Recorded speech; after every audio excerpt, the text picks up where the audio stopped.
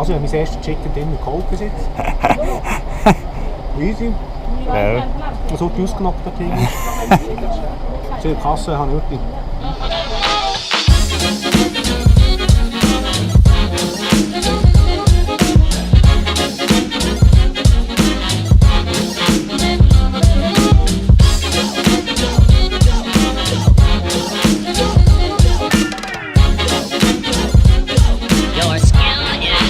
Also bitte. Hey, ich habe den besten Platz ausgewählt.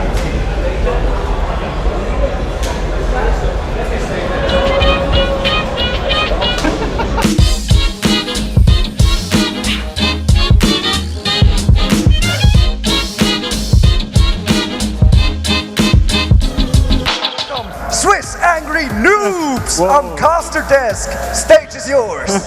So ist gut, so ist gut. Wunderschön.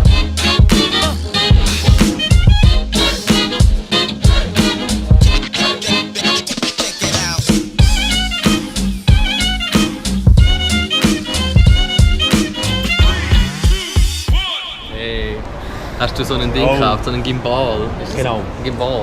Oh. Das erste Interview mit dem Strike. Was? Also, jetzt erzähl noch eine Story, warum hast du so kleine Äugel?